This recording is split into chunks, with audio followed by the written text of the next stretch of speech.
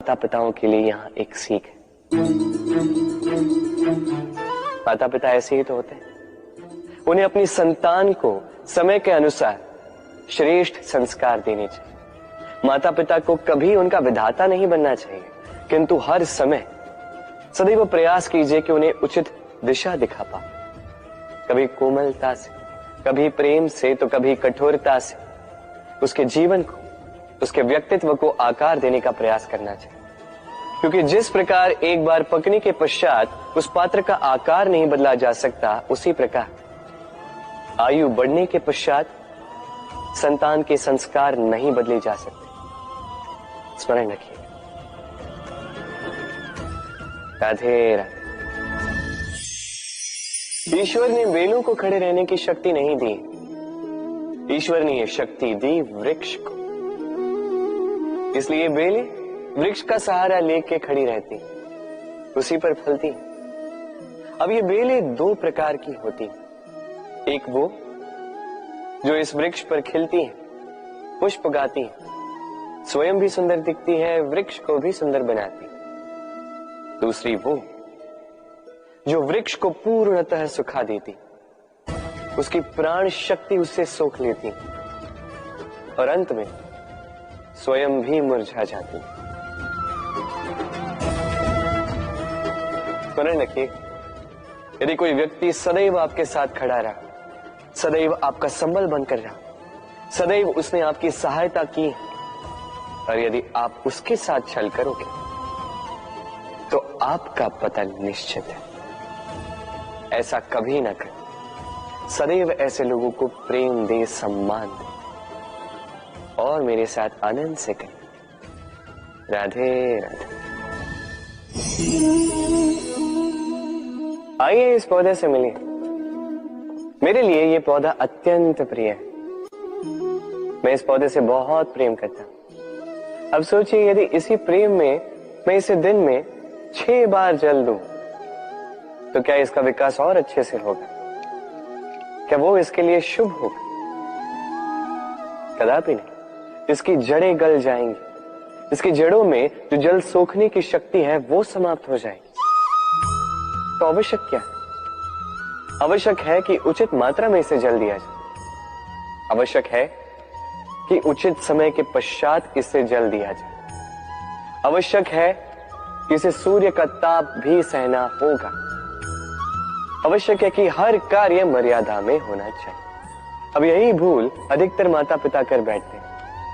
अपनी संतान से इतना प्रेम करते हैं और उसमें संतान की हर आवश्यकता पूर्ण करते हैं, हर एक वस्तु उसे देते हैं, हर एक बात करते हैं, और ऐसे में उस संतान के विकास में स्वयं ही बाधा बन जाते हैं। ऐसा मत कीजिए। ये यात्रा संतान की भी है। उसे भी जीवन में आगे बढ़ना है, बहुत कुछ सीखना है, अपने बल पर कार्य करने दीजिए। एक अत्यंत महत्वपूर्ण बात आपको बताऊंगा जिसे आपको स्मरण रखना है। प्रेम और शत्रुता यदि अति है तो घातक है। हर बात में संतुलन बनाकर रखें और मेरे साथ प्रेम से कहें राधे राधे। हम सभी मंदिर में जाते हैं, ईश्वर के समक्ष बैठकर हाथ जोड़ते हैं और अपनी मांग रखते हैं। कभी सोचा है ईश्वर को कैसे लगता होगा कि मेरे भक्त मेरे पास आते हैं केवल अपनी इच्छा पूर्ति के लिए, मुझसे मिलने के लिए? कई सारे लोग मंदिर जाते हैं, अपनी इच्छा ईश्वर के समक्ष रखते हैं। अब यदि उनकी इच्छा पूर्ण ना हो तो हताश हो जाते हैं। अब से जब भी आप मंदिर जाओ, ईश्वर के समक्ष बैठो, हाथ जोड़ो और कहो धन्यवाद। धन्यवाद ईश्वर, आपने मुझे जो कुछ भी दिया है उसमें मैं प्रसन्न हूं। बस मुझे मार्गदर्शन दे कि कैसे मैं अपने कर्मों से, स्वयं अपने कर्मों से वो सभी प्राप्त कर सकूं जो मैं पाना चाहता हूं। ईश्वर से केवल मांगने जाओगे तो ईश्वर के समक्ष स्वयं को बहुत ही छोटा पाओगे। किंतु यदि स्वयं कर्म करके ईश्वर को धन्यवाद कहने जाओगे तो सही अर्थ से आपको ईश्वर मिल जाएंगे। राधे राधे। अद्भुत बात है ना, हमें सदैव हमारे नाम से बुलाया जाता है, नाम से हमारी पहचान है।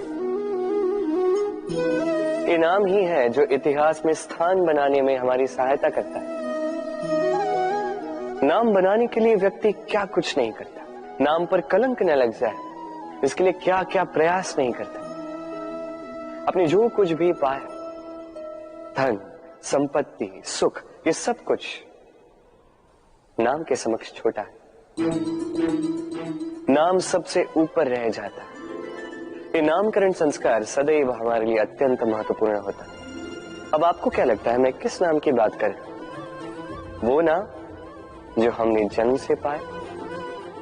नहीं, मैं उस नाम की बात कर रहा हूं जो हमने हमारे कर्मों से अर्जित किया। जो जन्म से प्राप्त हुआ वो मृत्यु के साथ चला जाए। ये तो जो नाम कर्मों से प्राप्त होता है वो हमें अमर करता है। माता पिता से हमें जन्म मिला, जन्म से मिले संबंध में, समाज से मिले मित्र, प्रकृति से मिला भोजन। यदि कुछ ऐसा है जो हमने स्वयं पाया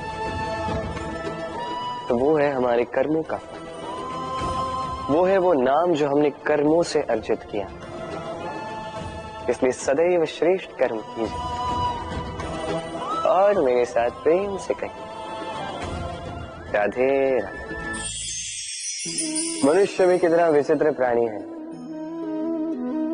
सदैव संघर्ष करता है, सदैव प्रयास करता है कि वही सबसे बड़ा बने, प्रयास करता है कि उसके समक्ष सबके शीश झुके हुए और उसके लिए सबसे पहले शक्ति प्राप्त करने का प्रयास करता है। शक्ति प्राप्त कर भी लेते हैं और उसके भय से सबको अपने समक्ष झुकाते हैं, किंतु एक महत्वपूर्ण बात भूल जाते, समझ ही नहीं पाते। चलो मैं आपको उदाहरण देता हूं। कभी आपने किसी वृक्ष को देखा होगा, उसकी डालियां देखी होंगी जो फल के बोझ के कारण झुक जाती है। वो फल टूटता है, पुनः ऊपर जाती है, फिर एक और फल देती है, वो टूटता है, पुनः ऊपर जाती है, सदैव झुकी हुई नहीं। कभी कभी चलते चलते आपने देखा होगा, कभी आपका पांव किसी पौधे पर पड़ जाए तो पौधा दब जाता है, किंतु जैसे ही पांव हटाओ पौधा पुनः खड़ा हो जाता है। स्मरण रखिए ये अत्यंत महत्वपूर्ण बात। जो शीश भय से आपके समक्ष झुकते हैं वो विरोध में सबसे पहले खड़े रहते हैं। आप जीती, सबको जीती है, किंतु बल के भय से नहीं, उन्हें जीतिए प्रेम के समेत। राधे। आज आपको एक कथा सुनाता हूं। एक बार एक व्यक्ति ने अपने द्वार पर लिख दिया, आज मैं बहुत दुखी हूं, आज मुझसे कोई मिलने ना आए। कुछ समय पश्चात उसका मित्र आया, उसने वो शब्द पढ़े और फिर भी जाकर उससे मिला। उसने कहा कि मुझे पढ़ना तो नहीं आता, किंतु मेरे मित्र के मन का ये दुख, ये मुझे पुकार अवश्य लेता है। ये होते हैं सच्चे मित्र। किसी कारणवश यदि आप दुखी हो, समस्या का हल निकाल नहीं पा रहे हो, इस संसार से कट जाना चाहते हो, तब भी ये मित्र आपके साथ रहता है। भले ही आपको कोई हल ना दे पाए, संबल बन के अवश्य रहता है। भले ही आपका दुख कम ना कर पाए, आशा की किरण अवश्य दिखाता है। जब आप इस संसार से कट जाते हैं तब भी आपसे जुड़ा होता है आपका ये मित्र, ये सच्चा। अब मनुष्य जो है बड़े विचित्र होते हैं। इन्हें किसी भी वस्तु का महत्व केवल दो बार ज्ञात होता है। एक, मिलने से पूर्व, दो, खोने के पश्चात। अब इसी प्रकार हमारे मित्र भी तो होते हैं। यदि आज आपके मित्र आपके साथ हैं तो उन्हें आभार व्यक्त करें, उन्हें प्रसन्न रखें, उनका महत्व समझें।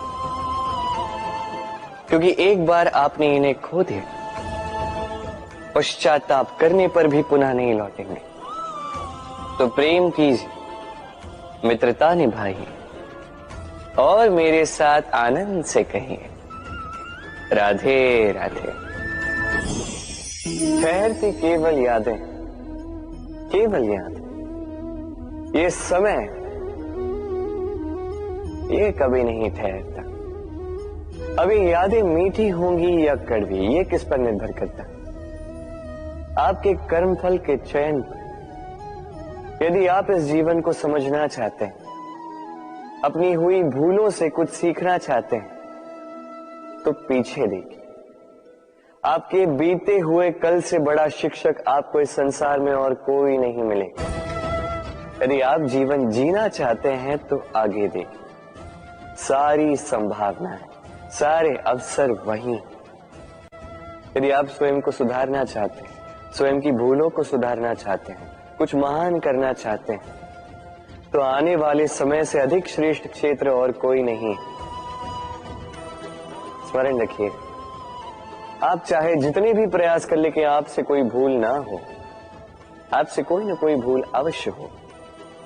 ऐसे में उन भूलों से पछताइए अवश्य, उनसे सीखिए भी, किंतु उन भूलों को सुधारना कभी ना भूल। आपकी कल की ये भूल भविष्य का एक सुनहरा फूल बन सकती है। राधे राधे। संसार में हर स्थान पर ये व्यापार व्याप्त होता है। कुछ पाने के लिए कुछ देना होता है, लाभ पाने के लिए निवेश करना होता है। यदि किसी के भाव जानने हो तो स्वयं की भावनाओं को व्याय करना ही होता है। अब देखिए ना, किसी का वास्तविक आचरण जानना हो तो उसे स्वतंत्रता दे दो। यदि किसी के मन की शुद्धता जाननी हो तो उसे ऋण दे दो। यदि किसी के गुण जानने हो तो उसके साथ भोजन करने का समय दे दो। यदि किसी का धैर्य जानना हो तो उसे उसके प्रिय कार्य करने से मना करके देखो। यदि किसी की अच्छाई जाननी है तो उससे सलाह ले लो। हर भाव के बदले कोई भाव देना ही होगा, किंतु संसार में एकमात्र ऐसा एक भाव है जिसे देखने के लिए, जिसे पाने के लिए बदले में आपको वही भाव देना होगा, और ये भाव है प्रेम। यदि किसी का प्रेम देखना है तो उसे निस्वार्थ प्रेम दीजिए। यदि किसी से प्रेम पाना है तो उसे निस्वार्थ पारिशुद्ध प्रेम दीजिए। राधे राधे। मनुष्य जब जन्म लेता है, जीवा उसके साथ जन्म लेती है। कुछ वर्षों पश्चात दांत आ जाते हैं। वृद्धावस्था में ये दांत साथ छोड़कर चले जाते हैं, किंतु जीवा फिर भी साथ देती। कारण दांत कठोर होते, वहीं जीवा कोमल होती। इसी प्रकार यदि आप लंबे समय तक अपने अस्तित्व को बना के रखना चाहते हैं तो जीवा की भांति कोमल और लचीले बन जाए, ताकि जैसी भी परिस्थिति आपके समक्ष आए, चाहे उतार आए चाहे चढ़ाव, चाहे दुख आए चाहे सुख, चाहे हानि हो चाहे लाभ, आपका अस्तित्व कभी ना टूटे। कठोर होने पर आपके टूटने बिखरने की संभावनाएं अधिक हो जाती। जो भी समस्या हो, दुख हो चाहे सुख हो, कोमलता से साहस के साथ उसका सामना कीजिए। राधे राधे। हमें कहीं भी पहुंचने के लिए एक माध्यम की आवश्यकता होती। अब कुछ इस माध्यम को मार्ग कहते हैं, कुछ पथ कहते हैं, तो कुछ कहते हैं सड़क। मनुष्य सदैव अपने लक्ष्य तक पहुंचने के लिए इसी मार्ग की खोज में रहता है, किंतु मनुष्य एक बात समझ नहीं पाता कि इस मार्ग में आगे बढ़ने के लिए इस मार्ग को पीछे ढकेलना भी आवश्यक है। यदि ये करने की क्षमता आप में नहीं है तो आपका मार्ग कभी आपको लक्ष्य तक नहीं पहुंचा सकता। दूसरी बात,